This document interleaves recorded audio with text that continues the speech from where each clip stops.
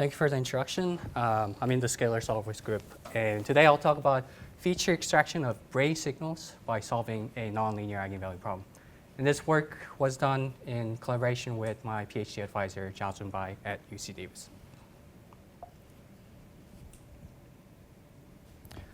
Okay, so to motivate, our story starts from the application called brain-computer interfaces, where we have a participating subject who has no muscle control of their limbs, such as their movement of their feet or their hands, but is still capable of performing motor imagery tests. So this means being able to imagine the movement of their hands or their feet.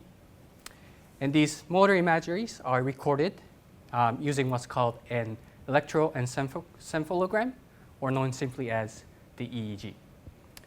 The EEG recordings are then signal processed or feature extracted and then classified in order to determine which motor imagery condition took place.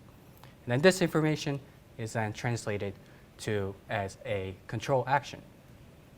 So the overall success of this experiment relies on one crucial aspect, which is to extract the features of the EEG signals that are relevant to the motor imagery condition that the subject is performing. And in this talk, I'll talk about common special pattern, which is one of the most commonly used feature extraction algorithm for this brain-computer interface task. In particular, we'll look at distinguishing between two motor imagery tasks, such as the left hand and the right hand. So how does the common special pattern work? In the common special pattern, we compute what are called the covariance matrices from the EEG recordings, and afterwards we compute the averages of the covariance matrices. So here's a pictorial example illustration where we have two different colors representing two different motor imagery conditions, where circle represents a covariance matrix, and the diamond, the A and B, represent the average covariance matrices. And in the common special pattern computes what's called a filter X by solving this optimization problem involving the average covariance matrices A and B.